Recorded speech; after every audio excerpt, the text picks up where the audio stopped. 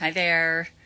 We are going to be talking about receiving, and specifically receiving love, receiving abundance, receiving compliments, just the act of receiving, and why it's not as simple as it sounds, right? So, hi, thank you so much for being here. We are going to dive into receiving and why we sort of get hung up on something that should be so simple, right? And so first, I just want to bring up Maslow's hierarchy of needs. Are any of y'all familiar with Maslow's hierarchy of needs? Abraham Maslow, he studied exemplary humans and what these people did to thrive and flourish. And there was these common steps that people go through naturally to reach transcendence or self-actualization.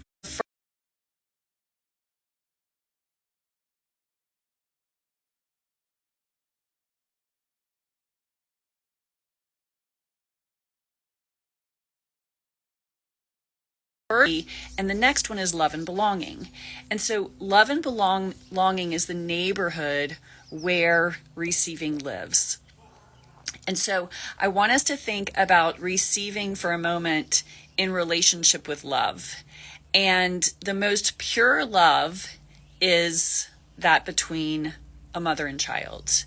And we've all experienced it, right? Like we've all been on the receiving end of a mother. And so when you think of love for this conversation, I want you to think about an infant and how that infant does not have to do a single thing and it receives love.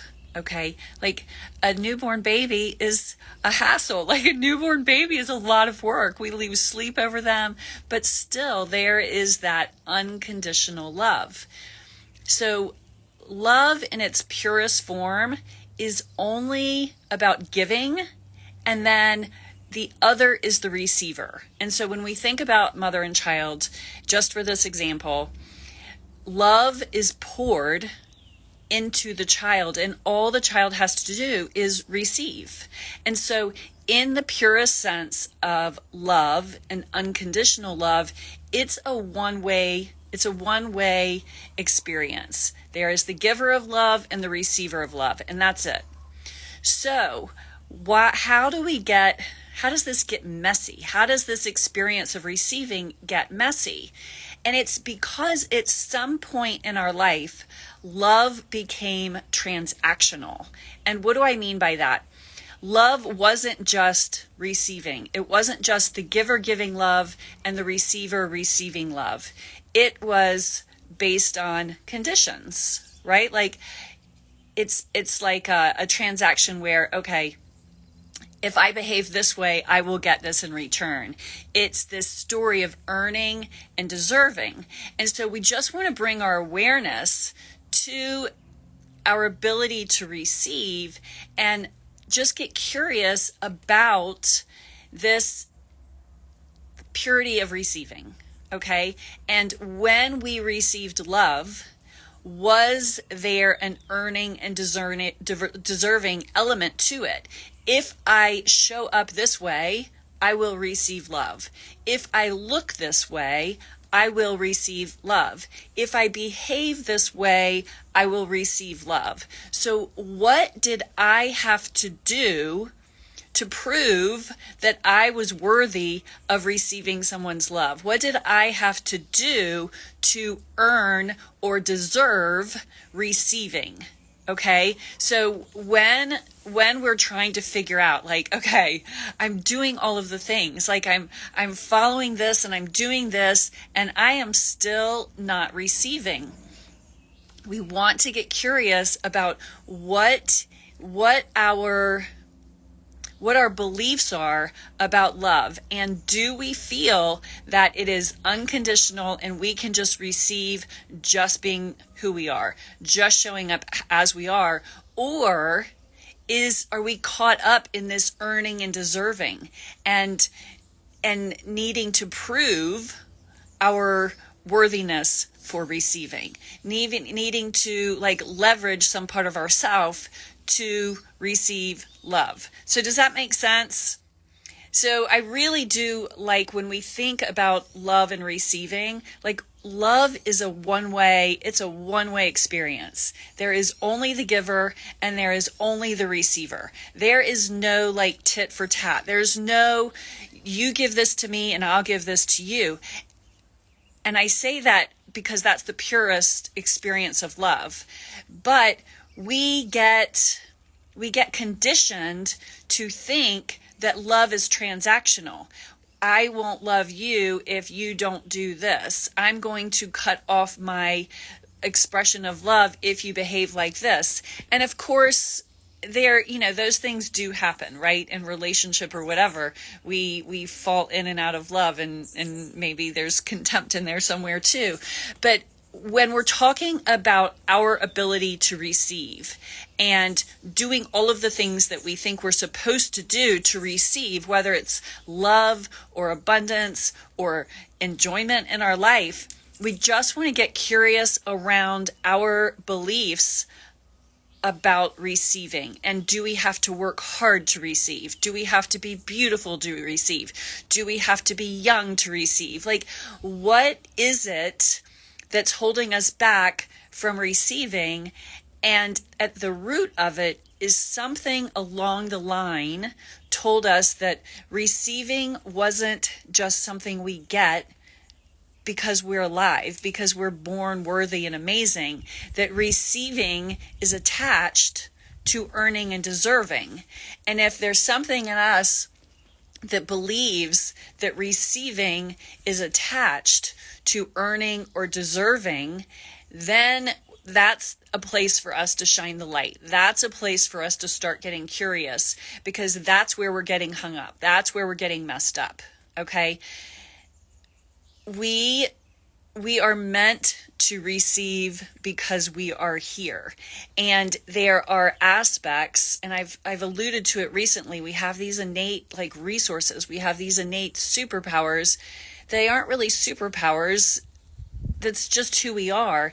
But if we have these beliefs that are getting in our way, then we're not able to access those. And thinking that receiving is connected to earning and deserving is definitely one of those hangups. And so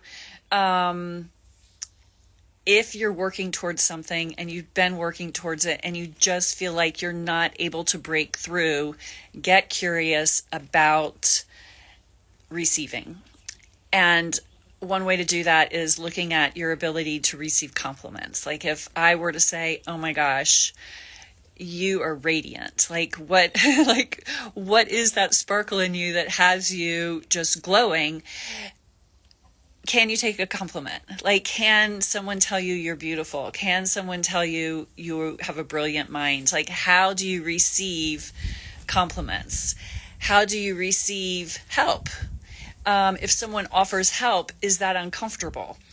And so these are just sort of clues and hints and symptoms of us having a deeper belief, a deeper obstacle that's getting in the way of our ability to receive. And I think especially as women, we are praised for being givers. We're naturally givers. We're naturally caretakers. We naturally think of other people before we think of ourselves. And that's great to a point, but we really have to make space for receiving. We need that softness. And I think that's one of the things with like the feminine is that for the last, 40, 50, 60 years, women have been told that like we're capable, we can do it all, and we're strong. And it's true, we are strong. But I think over the last several decades, we've sort of lost that feminine softness. We've had to prove that we're strong. We've had to assert ourselves. We've had to be able to take care of everything. And we don't want that to be at the expense of our softness. Like we don't want to have this this tougher exterior because we can do all of those things. And receiving is ultimately like the divine feminine. It is that softness. It is that womb. Like, that's how we were made. Like, our body is the receiver. Like, we receive. And when we don't allow that softness to receive compliments, when we don't allow that softness to receive help, when we have had to fortify ourselves and be strong and, do the man's job and do the man's role, and when we take on more, we're taking on more of that masculine. And in order to receive, we have to soften in. We have to be a little bit more vulnerable. And so I just want to bring back this analogy of, like, the purest experience of love is between a mother and a child. And that pure unconditional love, a child doesn't have to do anything to receive. A newborn doesn't have to do anything to receive love. It doesn't have to do anything to receive nourishment. And that is what the ultimate experience of love is. It's one is giving and one is receiving, and there's no expectation for exchange. And whatever point along our timeline that we learned, erroneously, we learned that we have to earn to deserve. We have to show up a certain way to be lovable. We have to be a certain way to be lovable. We have to be a certain way to receive. And the truth is, the ultimate receiving is just receiving. It's just receiving because we are. And so it's an expression of love. Like, receiving is an expression of love and care. And so I would just suggest to all of us, including myself, that we get curious about receiving. We sort of lean into receiving. If someone gives us a compliment, we accept it graciously. If someone offers help, we accept it and we say yes. Like, I think one thing that's really important is that to recognize, like, we are not an inconvenience. Like, you are not an inconvenience. You are not an imposition on others. Like, that's a big one for me. Like, I have always felt like I'm an imposition for others. And so receiving has been a really tough one for me. I'm really good at giving, and I'm really good at attempting to prove my value by what I do, and not just accepting my value because of who I am and just because I am. And that's the ultimate thing. Like, none of us have to do anything to prove that we are worthy of love. It's not an earning and deserving game. Like, love just is. Like, we are lovable because we're alive. We're not lovable because we've achieved something, or because we've look this way or behave this way or know this information. Like, we are meant to receive, just like trees and plants. Like, the sun is like the ultimate experience of love. Like, it just gives. I'm so glad that this is resonating. Thank you so much for your comment. Like, we are a part of nature, and the sun just shines. Like, it just shines, and it gives so much life. And there's no exchange in that. There's no deal. Like, there's no deal. Like, you show up this way and I will give this to you. There's no bargains. And a lot of us were probably raised to believe that there are bargains.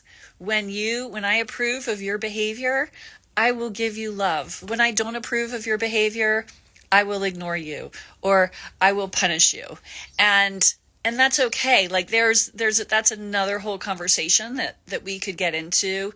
And it goes back to Maslow's hierarchy of needs and this primal basic need for survival of love and belonging. Like, we need that. And I'll just dip my toe into this just because it's really relevant.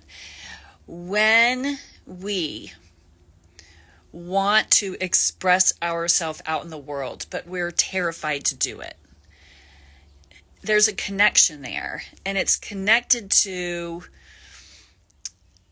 the way that we were loved and showed that we belonged early on.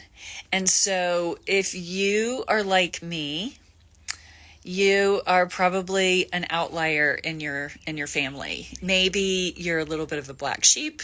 Maybe you go against the grain and you're the outlier. So when we grow up in those situations where we're sort of like the weird one, who we were and who we are often gets a little bit diminished. Maybe it gets a little rejected. Maybe it gets a lot abandoned. And so that basic layer of love and belonging doesn't feel strong. It doesn't feel secure. We don't have that strong foundation for love and belonging because the primary people that were meant to really nurture and nourish and help us cultivate those things that are uniquely ourselves, like those things that we love most about ourselves. When those things are a little bit rejected or abandoned or diminished, we are sent a message that's like, love is conditional. You don't totally belong. Like, you don't totally belong here. We love you, but we're going to ignore these parts of you. What happens in those situations is that when we know who we are and we want to share it with the world, we get a little scared because I was being myself and I was shining my light, and these people who I want most to love me and approve of me, they didn't like those ideas. They didn't like those aspects of me, that are my brilliance, that are what I cling to most in myself. And so then when we're wanting to share our voice and share our work and put it out into the world, it is terrifying, because if those people didn't approve and those were our primary people, then what is going to happen when we go up in front of everyone else? What kind of rejection and what kind of diminishing and what kind of abandonment is going to happen then? And so all of this is connected to our ability to receive, our ability to accept good things. It's letting go of the deal. It's realizing there is no exchange. There is no earning and deserving. That's just a fallacy in our minds. Like, it happens in business transactions, but it's not supposed to happen in love transactions. It's not supposed to happen in our ability to receive. So this was sort of a circuitous journey, which I always do on these IG lives. So just remember, receiving is one way. There is the giver of love and there is the receiver of love. And when someone gives a compliment, they are sharing love with us. And so we want to practice that muscle of accepting. We want to practice that muscle of allowing receiving and softening into receiving. Okay, so just play around with this idea of receiving and the softness of receiving and the worthiness of receiving, and open your awareness up to how you can receive more when people are offering you something just because there's no exchange. Thank you so much for your comments, and thank you so much for being here. I will save this recording, even though I do tend to be a little bit verbose and circuitous around these different topics. I just have so much to share, and it's really hard to share it within a 15 or 20 minute pocket. If you want more information and sort of like deep dive with me, my reset program goes into all of these different aspects of self and how we're getting hung up from what we really want and who we really are. And the fun thing is we do it all through exploring the space of your home, because each room in our home reflects different areas of our life, and those different areas of our life reflect different values. And tying our desire throughout this whole process is the juice that activates our nervous system. And so if you are interested in learning more about that, type reset in the comments below. And you'll get to watch the Power of Home and Mind masterclass for free. Also, if you want to do a deep dive into desire, type desire in the comments below and you'll get my masterclass on desire, which is really, really important. It's about tapping into your innate superpowers, and both of those are free.